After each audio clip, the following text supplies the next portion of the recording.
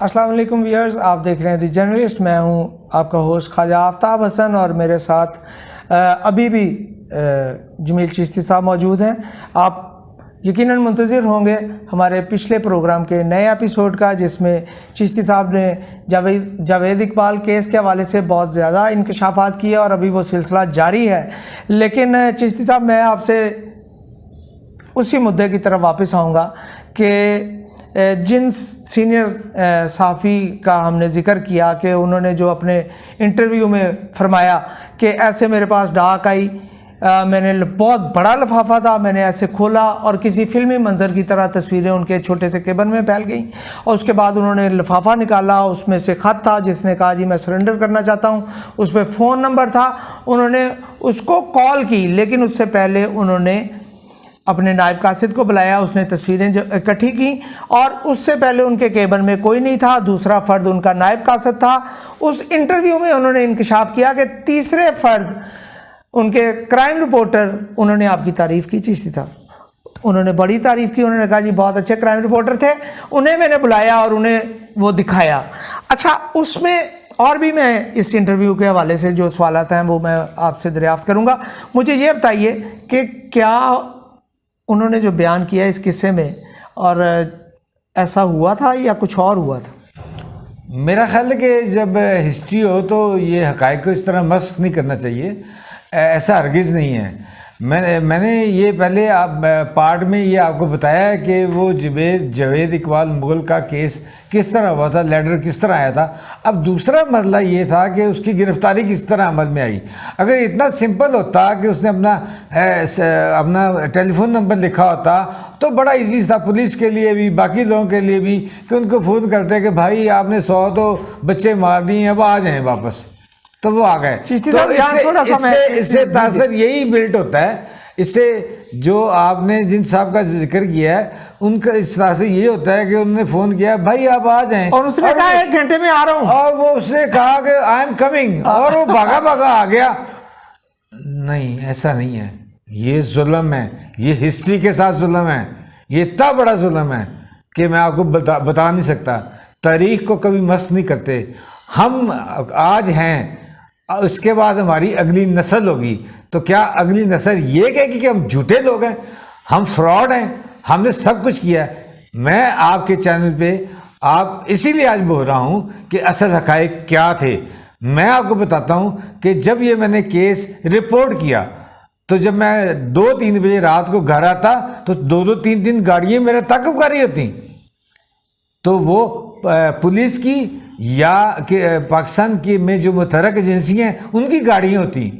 तो बाज़ का मैं रुक जाता, मैं कहता खैर है क्या हुआ, तो कुछ पुलिस वाले जो वाक़िफ़ होते वो कहते कि जी हमें ऑर्डर है कि शायद एक ऐसा करैक्टर है कि जो आपको पता है या आपने कहीं बिठाया हुआ है, अपने पास रखा हुआ है, तो हम इसलिए चेज़ करते हैं आपको। यानी कि उनको डाउट था, उनको तो ये भी नहीं था कि एसिड में डाल के किसी को मारा जा सकता, तब ये भी नहीं था।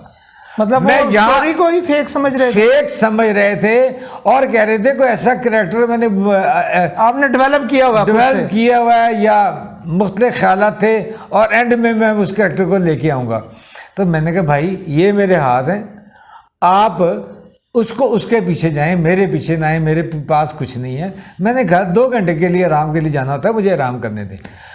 तो मैं वापस इस पॉइंट पे आऊँगा कि उनको ये इतना डाउट था कि एसिड में किस तरह हो सकता है, तब ये फोरेंसिक इतनी मेडिसिन इतना फास्ट नहीं था हमारे यहाँ। अब तो फोरेंसिक लैब बहुत अच्छी बन चुकी है, बहुत फैसिलिटीज़ हैं, तब ना फोरेंसिक डिपार्टमेंट ना इतना अपग्रेड था, कुछ नहीं था। और उसके बाद क्या हुआ कि तो फोरेंसिक लैब जो इतना नहीं था, तो पुलिस वाले कहते ऐसा पॉसिबल ही नहीं होता। ये आज भी वो पुलिस वाले कुछ मौजूद हैं।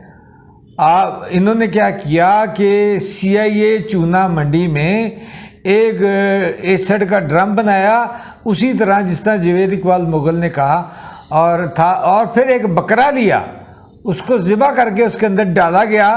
तो फिर मुझे एक पुलिस वाले का फ़ोन आया, यार वो तो वाकई मेल्ट हो गया, पानी बन गया। क्योंकि जावेद इकबाल ने कहता था कि वो बिल्कुल लिक्विड बन जाता था, पहले मैं अपने घर के फ्लश में फेंकता रहा, फिर मोहल्ले वालों ने बताया कि वो स्मेल आती है, तो फिर वो ओल्ड रिवर जो कि नाला बन चुका था वहाँ जाके फेंकता रहा। तो जैसे मैं बता रहा था कि जब CIA में वो बकरा जब मेल्ट हुआ, डाइल्यूट बन गया, तब उनको यकीन आया।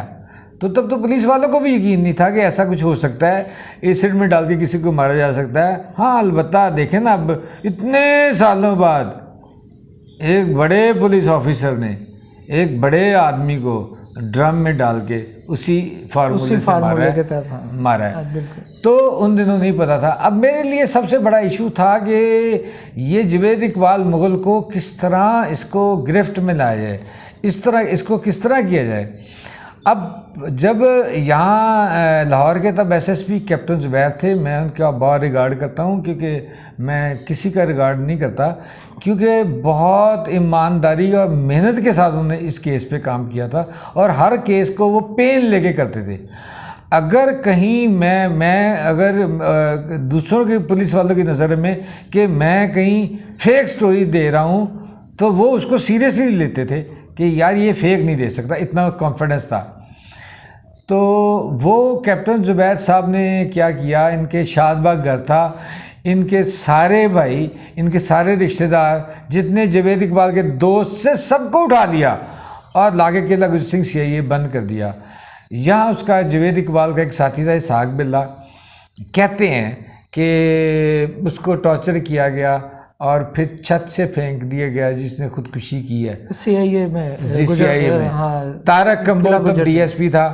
तो फिर मैंने उस स्टोरी को जब किया, तो फिर तारक कंबो वो जो उस केस को डील कर रहा था, तो तारक कंबो को उस केस में उसके ख़िलाफ़ FIR दर्ज हुई और CIA की उसी हवालात में वो गिरफ़्तार हुआ। अब मैंने एक दिन कैप्टन ज़ुबैर से कहा, कैप्टन ज़ुबैर ये एक जुल्म हो रहा है। उसने कहा बाबा जी क्या? मैंने कहा ये कि आपने सब उसके रिश्तेदार पकड़े गए। अब यहाँ मेरे दो मोटिव थे। मैं अपनी ख़बर के हवाले से बहुत सेल्फिश आदमी हूँ, मुझे ख़बर का इंटरेस्ट प्राइम होता है। ट्रुथ तक पहुँचना मेरा मिशन है कि ट्रुथ है क्या, तो इसके लिए मैं कुछ भी कर सकता हूँ। तो मैंने उसे कहा कैप्टन को कि आपने तो सबको पकड़ रखा है, तो अगर वो जुवैद इकबाल कहीं भी है, अगर जहाँ भागा हुआ है, तो वो कांटेक्ट करेगा तो उनके घरों को ताले हैं, उनके फ़ोन जो है ना वो कुछ सुनेगा, वो उन्हीं फ़ोनों पे करेगा, तो ये उनके घरों में आएगा। तो आपने पहले भी एक मिसहैब हो चुका है, इसहाक बिल्ला मर चुका है, तो इनको छोड़ दें। तो वो एक हद तक कैप्टन ज़ुबैर साहब इस हद तक हो चुके थे कि जो मैं कह रहा था वो माने जा रहे थे। और मैंने कहा मुझे एक थाने में एक जगह दे दें, लेकिन पहले इनको इंटेरोगेट मैं करूँगा। गुलबर्ग थाना उन्होंने एक मेरे हवाले किया। उसके बाद उस गुलबर्ग थाने में सारे उसके रिलेटिव आए, इनको छोड़ा कि किस तरह के मैंने पूरी रातें जाके उनके कितनी दफ़ा इंटरव्यू किए, रिकॉर्ड किए, रिकॉर्डिंग बार बार सुनी, और उसके बाद मैंने कहा इनको अपने घरों में आबाद करो। उस दौर में CLI नहीं होती थी, तो शादबाग में इनके घरों में मैंने कैप्टन ज़ुबैर साहब को कहा, मैंने कहा आप प्लीज़ जा। तो उन्होंने और लोगों ने आके वहाँ उनके फ़ोनों पे CLI लगवाई, वो घरों में आबाद हुए। इस तरह मैंने दो चीज़ें की। एक तो जुवैद इकबाल की गिरफ्तारी को मुमकिन बनाया, दूसरा उसकी फैमिली की सिंपैथी मैंने गेन कर ली कि वो उनके सामने एक जुवैद इकबाल का दोस्त, उसकी डेथ हो चुकी थी और वो ख़ुद पे और उन पे कहा जाता है कि बहुत टॉर्चर हुआ था, तो वो टॉर्चर से उनको निजात मिली थी। तो वो मुझे तौबा नौज़ुबिल्लाह मुझे निजात दहिंदा समझते थे, तो इसलिए उनकी मैंने सिंपैथी गेन कर ली। अब शादबाग में अपने घरों में वो चले गए, तो मैंने जब उनको घरों में भेज के तो उनसे रब्ता रखा। आप ये यकीन करें कि रात 3 बजे किसी एक नंबर पे फ़ोन आता, तो मुझे पता चलता कि इसकी बहन के नंबर पे फ़ोन आया है, तो मैं विदाउट किसी अथॉरिटी के मैं उस एक्सचेंज पे पहुंच जाता, मुझे बताया जाए कि ये फ़ोन कहाँ से आया, कि जियो फोरेंसिक तो थी नहीं, कुछ और था नहीं। इस लेवल तक मैंने इस पे काम किया। अच्छा, तो चीस्ती साहब, इसमें थोड़ा सा मैं इसमें interrupt कई करूंगा। दिन लगे जी। ये तो एक पूरा ऐसी तारीख है जिसे एक मामूली से इंटरव्यू के ज़रिए मसख करने की कोशिश की जा रही है। अच्छा, मेरा जो सवाल था कि वो जो लिफाफा खुला, तस्वीरें उड़ी, ख़त और आपको बुलाया गया, मैं वो सवाल दोबारा दोहराऊंगा कि ऐसा कुछ हुआ था? मैंने आपको उसी सवाल का जवाब दिया ना कि अगर ऐसा होता, उस पर नंबर लिखा होता तो बहुत इजी था, फिर इतना लंबा चौड़ा कुछ ना करना पड़ता। वहाँ पुलिस को, वहाँ उनके घरों को ना जाना पड़ता, वहाँ CLA ना लगवानी पड़ती, वहाँ पुलिस गार्ड ना लगानी पड़ती। तो मैंने अब इसकी गिरफ्तारी किस तरह अमल में आई? जो आपने कहा खत खुला, हवा में उड़ा, तो मैं इस पूरे जो उनके इंटरव्यू या अगर कोई पैकेज है, मुझे नहीं पता क्या इंटरव्यू है, जो इंटरव्यू है, मैं उसको इसी तरह हवा में उड़ाता हूँ जिस तरह उन्होंने जावेद इकबाल के ख़त को हवा में उड़ाया।